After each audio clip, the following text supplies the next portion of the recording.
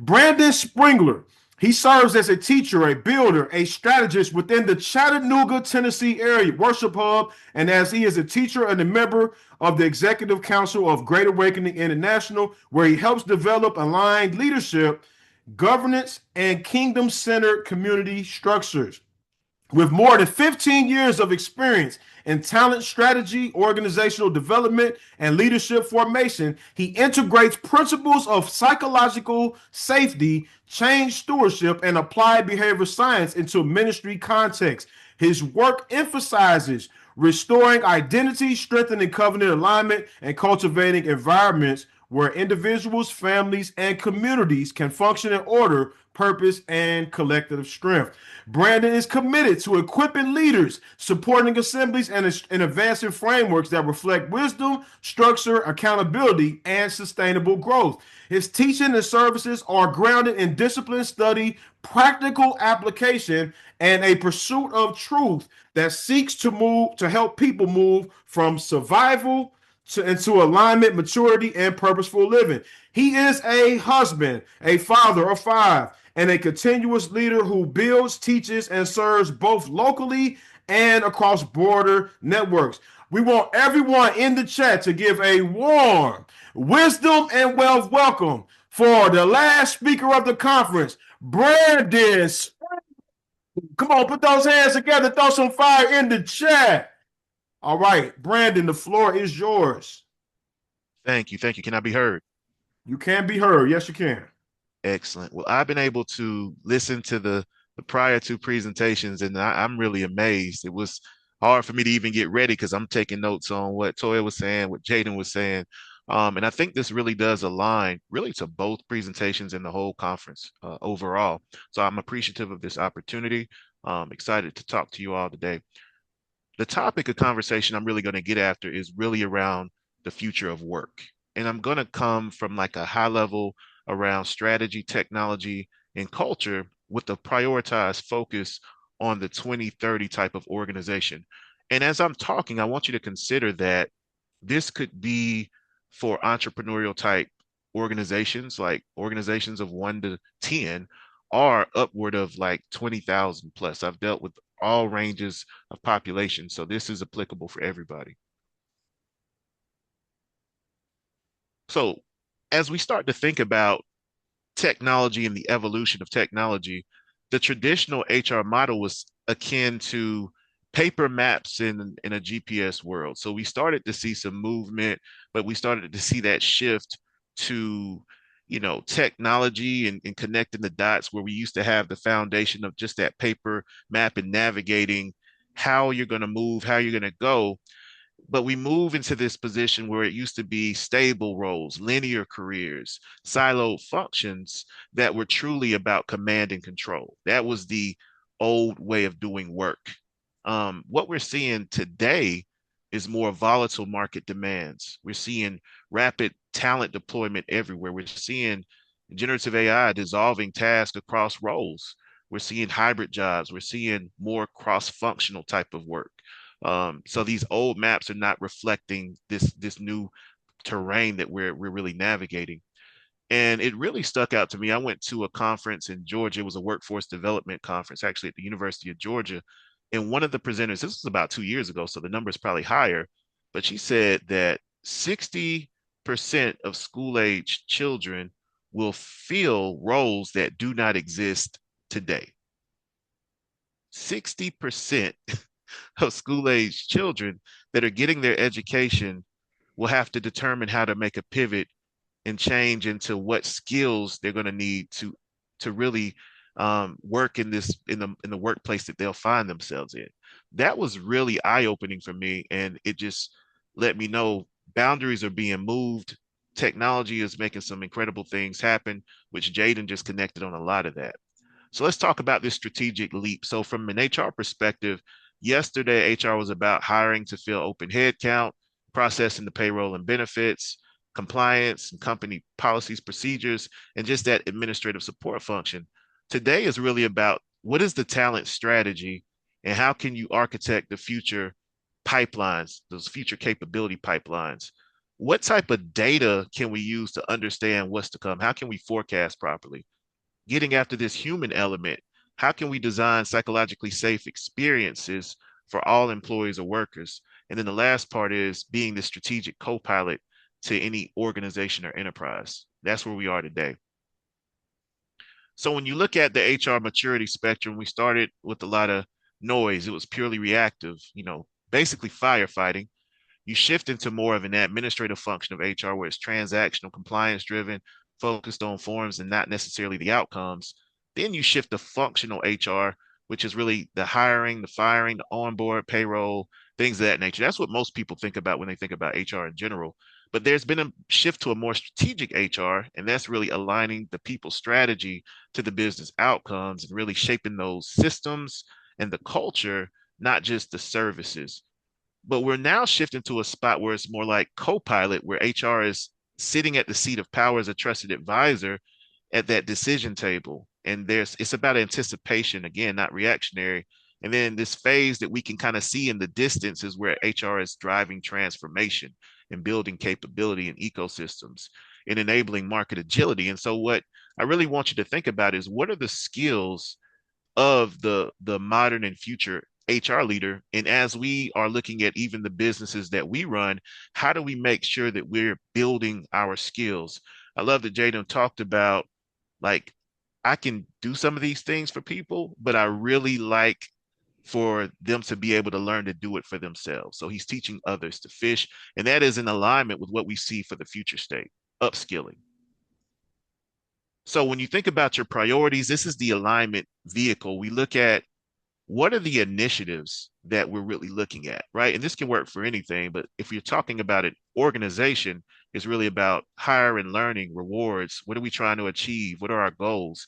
And that must really map to that growth and customer outcome trajectory. And then from your business priorities, you start to look at your financial discipline and look at how you leverage your budget as a commitment because you can invest in many different things. And if I were to put it on the AI generation framework we just heard, like when you're looking at technology, you're looking at a stack, right? So if you know, hey, I can use Claude for this, I can use Chat GPT for this, I can use Perplexity for this, or I can stay in one suite, like Jaden showed us with Google. That's really critical. But the same thing happens with your budget because you have a certain amount of resources, credits, whatever have you. You got to make sure that you're spending wisely. And then what is the data to show that you're going in the right direction? Our gut instincts are important, but we shouldn't make decisions just based on gut instincts. We have to look at what is the right data to track to make sure that we're moving in the right direction and that we can make pivots if we need to. So I think you all have heard of like the Industrial Revolution. So I'm going to go from the first one, which was about mechanization. And that was like where the steam power was beginning to replace that human muscle. Then it shifts into that mass production mindset. Then we start to see the digital revolution, right? Where computers and softwares are expanding the knowledge work. Then we move into artificial intelligence. And when I say artificial intelligence, I'm more so talking about the generative AI because AI has been around for a very long time. But generative AI, agentic AI, transformative AI is what we're moving into now. And so this is where automation is really shifting from that physical element to that cognitive reasoning perspective. And now we're in this space of this human and AI kind of collaboration and not from like a Terminator sense. If you've ever seen the movie The Terminator, you've seen how that can be scary, but I'm talking about recognizing what AI can do, but recognizing that it's artificial intelligence. And the real power comes from the human brain and the human mind using that technology to kind of augment what we do organically, what we were designed and created to do. And that's where we are now to really awaken that human element and amplify that to really maximize what we can deliver. So when you look at the capability track with AI, and I want to really put this around how will it affect your work? We all have to be thinking about how will it affect our work? How do we make sure we're building skills that AI can't replace? So if you think about traditional software all the way to where we're going with digital coworkers, that's wild. I don't know if you all knew this, but do you know there are companies that have AI employees? Did y'all know that? Raise your hand if you knew that, because that is weird. And I mean, they even have personnel files and everything. So that's something that's coming up. So when you think about where we are with like that traditional software moving into automation, the machine learning, going through Gen AI, the reasoning models, we're really getting into that agentic AI now, but it's going to be to the point of having literal digital coworkers. There's one organization, and this is a good story because they replaced their customer service team, 8,500 people, right? But they didn't get rid of them. They actually upskilled everybody who had the skills to do more strategic work and had the task automated. But you know, as is the nature of men that are looking to expand their wealth portfolio in these big organizations, you've got to continue to upskill and elevate your capability so you don't get caught in the cold. So the question is no longer will AI affect my job, but rather how will AI change the way that I perform the work and what I'm doing, and that I can stay competitive in an ever changing marketplace. So when you start to look at this AI impact quadrant, what we have here is human-led and complex work. That's where we talk about that job augmentation component. And we really want to look at how do you embed AI into your daily workflows to basically allow you to spend more time with the human decision making process. You always want to have a human in any loop. You want to be checking what AI is generating because it's not always accurate or precise. So you've got to be taking a look at that. You want to focus on that decision making, the creativity, and the strategic design of your efforts. The lower part here is the task automation, which is more routine and machine led. That's where you can eliminate that repetitive administrative workflow and free up capacity to do some of that higher level augmented work. So when we start looking at the World Economic Forum and what the head of HRs are saying for these Fortune 100, these big companies, it's really they're focused on mapping the impact of AI on the task and processes and looking at how they redefine work. It's proactively redesigning jobs and how will people do the work, and then developing the massive upskilling and reskilling program. So we can do that in our own lives, but organizations also are trying to figure out how do we upskill, reskill, cross skill different workers. So when you start looking at the budget, this is interesting because you have the industrial era budgeting, and it's focused really on how many jobs can we tangibly afford. And it's really about what is the job classification. We need a fixed head count, and we need to make sure that we're evenly spreading the resources. That's the old way. With this boundaryless budgeting that we're looking at now is focused on what are the skills that we must fund to win. You know, what are the right capabilities that will allow us to execute the strategy? And it's about valuing these skill portfolios. So the work we do starts to move from just work, projects, and tasks to like truly what is the portfolio? How do we tap into human potential? And then how do we aggressively invest in high impact strategic roles? And I'll use an example. So as Jaden was walking through the different tools and techniques today, he talked about the credits. And I'm going to tell you, as somebody who's been using AI from the very beginning as well, you see at the beginning, you were able to do a lot more than you are today. So as soon as you start doing some really cool stuff, they be like, hey, your usage is up. And if you're not sure how that works, you've lost out. Now you're kind of waiting, or either you have to upgrade. So they're going to be looking at these tiers based system right now. They're doing a lot of things for free. So the more that you can build for free now, get it in, link with the different leaders here, with your small business leader, with Toya, with Jaden, with the AI in the school, because things are going to shift so drastically. You want to jump on this while it's still forming, because once it gets formed, it's going to begin to get more expensive. So think about budgets as moral documents. They show what organizations truly value, and how we align things now helps set us up for a prosperous future. I'm going to talk a little bit about culture and some connotations around HR, right? So a lot of times people don't really trust HR. I've always tried to say, hey, I'm not the normal type of HR. I never have been, never will be. I'm not a happy committee. I'm not the people police, right? But you have to make sure when you're in the HR field that you understand that running a successful business is good for people when you have the right people on the bus. I'll say it like that. So HR really should be working to navigate the complexity of a deeply technological world with very human needs out there. And in this era where there's so much technological advancement and adaptation and acceleration, you can start to see the burnout weighing on people. You start to see the psychological ramifications of all this taking place. So, one of the things that I've always focused on is how can I help be a lighthouse? How can I help build programs that are rooted in psychological safety, where I'm studying neuroscience to understand threats and triggers and things of that nature, so that when I'm designing programs, when I'm developing talent, I'm doing so with a people first mindset. And the best organizations do that.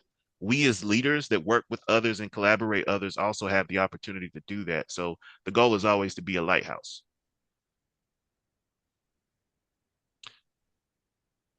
And I don't know how much you all know about culture. So I'm going to go into one of the people that really started this culture work. His name was Edgar Schein. He's no longer with us, but he believed in culture basically at three levels. He said that there are cultural artifacts. Cultural artifacts are anytime you work with somebody or you walk into a place of business, it's the things that you can tangibly see and observe. Those are the artifacts.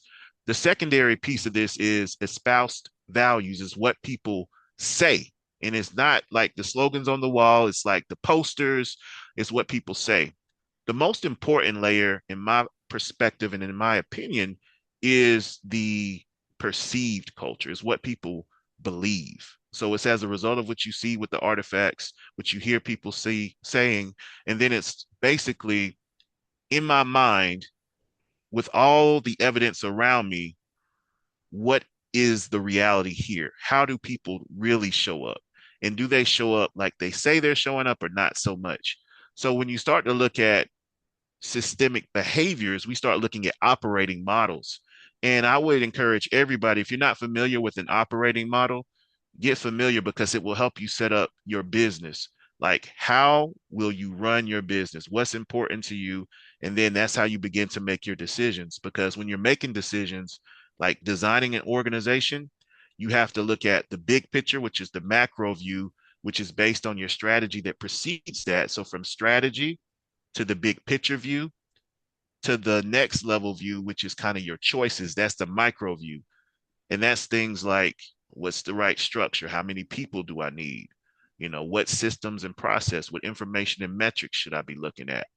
You know, what will be my reward mechanism? That's kind of how you move down this lane. And when you're making choices, your choices are going to be connected to what's your rationale?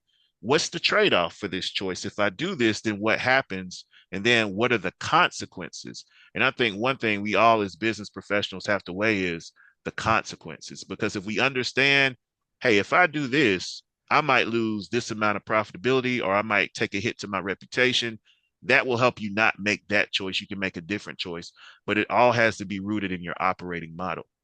So, looking at systems, organizational systems, they call him the father of HR. His name is Dave Ulrich. And what he talks about is how culture really shows up in action. And some of the points here he talks about is leadership tolerance. How do we tolerate behaviors? And it doesn't matter if your organization's big or small. If there is a toxic element anywhere, you got to deal with it quickly and in the right way.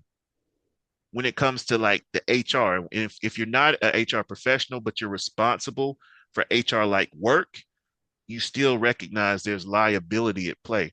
So HR inaction is the failure to address those corrosive issues urgently. So making sure you understand, what are your legal risks? Do you have like any type of handbook or guiding documents as you're moving forward? And then the last thing here is underlying assumptions. What are those unwritten rules for survival that everybody becomes aware of as they connect and work with you? That's critical.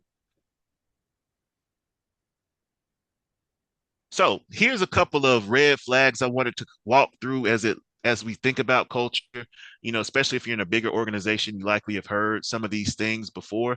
But just even raising children and getting them ready for the workforce, these are good things to be mindful of as a leader. So some of the things that are said about people, they're just not a culture fit, right?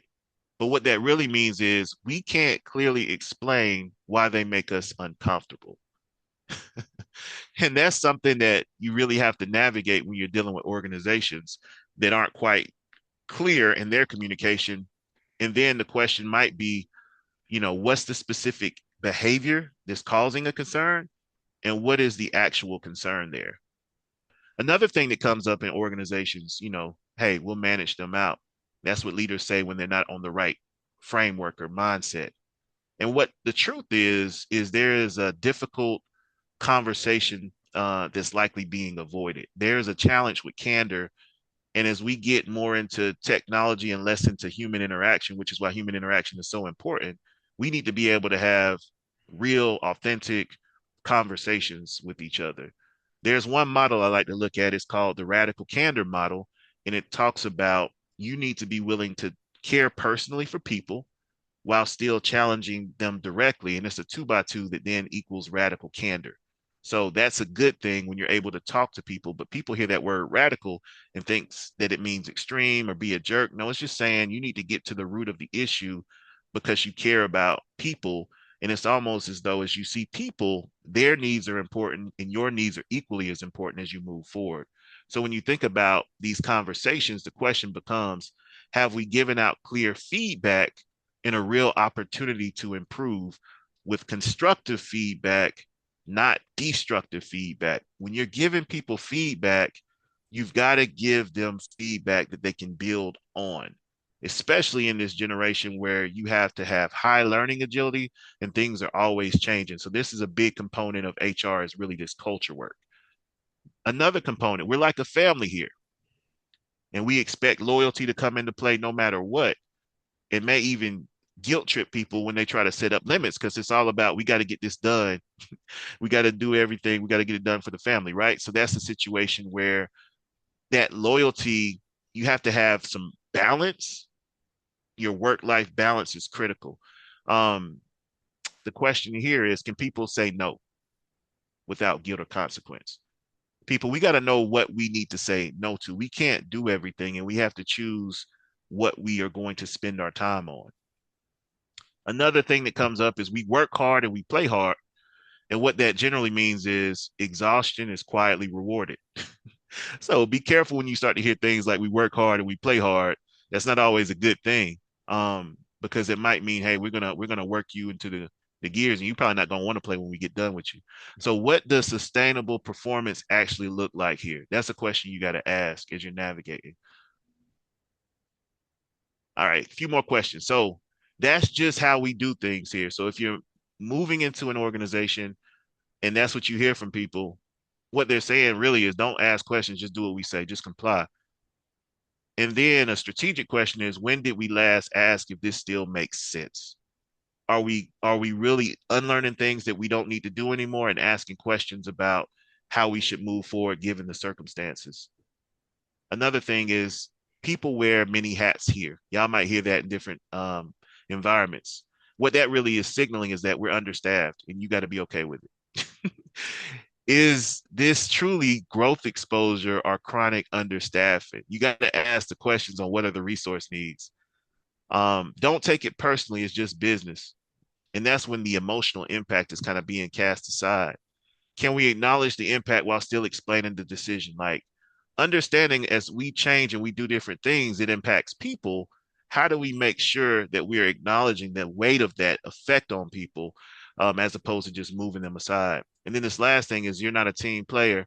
If you ever hear that, someone is really challenged on an idea or setting a boundary, and that doesn't make whomever you're talking to comfortable in that context.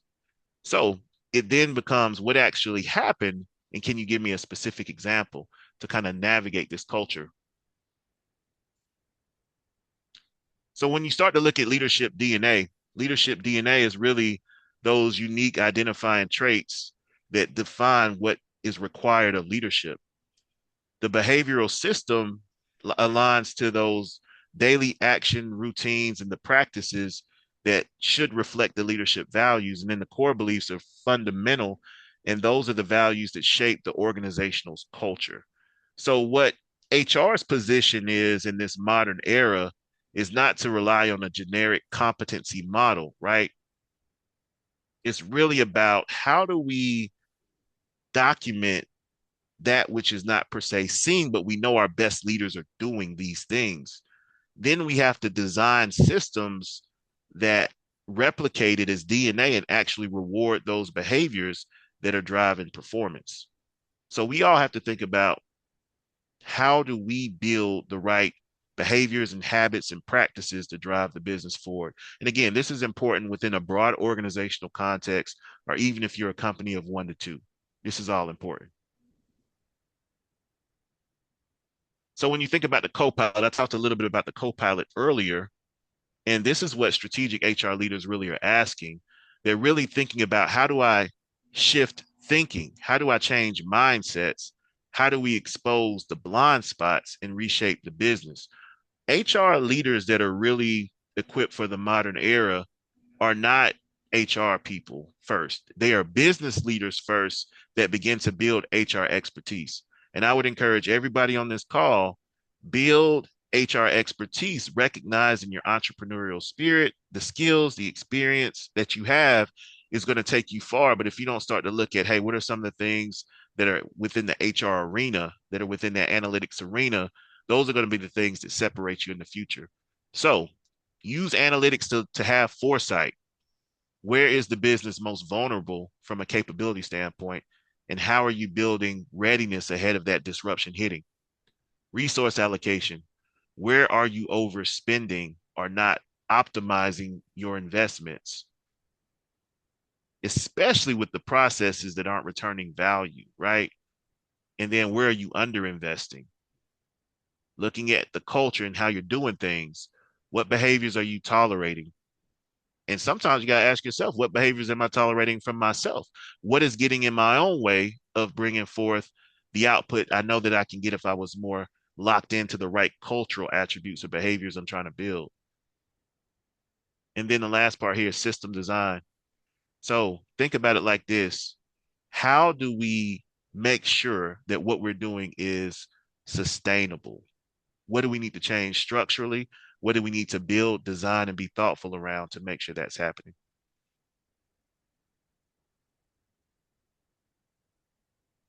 So this is a really nice culmination. Then I have one more slide after this, but it's really, what is this human and AI equation that must be solved? And we all have to solve this equation. And I know some people are like, I don't want anything to do with this AI stuff. I don't trust it. You got to be careful. You got to be aware. Make sure you're studying up on cybersecurity as well, because you need to be aware of all these different risks that are out there. Risk is one of those things that can, even if you build a really solid business, if you're not sure how to protect it, it can be gone just like that.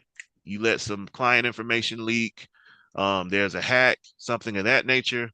So I always want to say, be aware of the risk there. But think about the efficiency that comes from tech, the task automation, the analytics, the agentic AI. And really what it ultimately does is it removes friction from your workflows. That's critical. But then also bring into scope the human grace, the psychological safety that comes into play, the trust building, the DNA that we talked about of leadership, purpose driven work, the complex reasoning that only humans can do with each other, and then the empathy to really understand where people are. Those are things that AI will not be able to replace. And so the level of service that we deliver has to be centered on our human capacity to deliver that emotional output and receive and connect and make the right adjustments with our humanity. That's the key. So ultimately, the goal of modern HR is to optimize both simultaneously. So the more AI that we're going to integrate into these systems, the more intensely human our leadership and culture must become. So we got to make that time to tangibly listen, to take feedback, to to make sure it's safe for people to ask questions and say, I don't know. I love how Joseph has really been like, hey, ask these questions. And I think everybody need to go to the gold level. I'm gonna go ahead and say it. Because if it's about putting these recordings together, getting continued access and building on this, This is the start of something phenomenal. So I want to go ahead and say that before I forget to say it. And I'll end here and leave some room for questions. The 2030 HR mandate, and I say 2030 because that's about as far as I can see out right now. After 2030, I don't know what's to come, but this is what I see for 2030. It's all about, first of all, the strategy and all the people, initiatives, and efforts. They need to be connected to measurable, intangible business outcomes with evidence based data. Data literacy, critical thinking, big data, all the different technological and human skills are really important. I would encourage everybody to go and look at this report from 2025. It's the World Economic Forum Skills Report. Now, the report is over, I think it's over 200 pages. So that is a good opportunity for you to use AI and to say, this is my business. These are some of the parameters. Analyze this report and give me back that which is most critical for me to understand to run my business more effectively or what I might need to prepare for. Okay. So that's the first pillar of strategy. Then it's technology, right? So it's not that we're budgeting for yesterday, we're budgeting for the future. We're starting to aggressively fund the adaptable skills portfolio, the technologies that we need to maximize our businesses. That's the key. So, how are you going to leverage technology? What is your technological strategy? And how are you going to deploy that? And then strategy and culture must be aligned with technology as an enablement device, right? So culture is, what is that lighthouse effect, right? How might we intentionally design systems that demand grace and that foster that psychological safety and prove that people are prioritized and at the center of all that we do? So what I want to say is that the future of work really belongs to those who are innovative, who are forward thinking, who are adaptable, who are grounded with moral courage to do things the right way while not backing away from maximizing the profitability. And even if I look at the biblical text, it says we should be using these resources. These resources are meant to do kingdom minded things, but at some point, they're not going to be as valuable. So while they're here, we should maximize what we have in front of us and do all that we can to make the world a better place. And so, with that, I'll yield.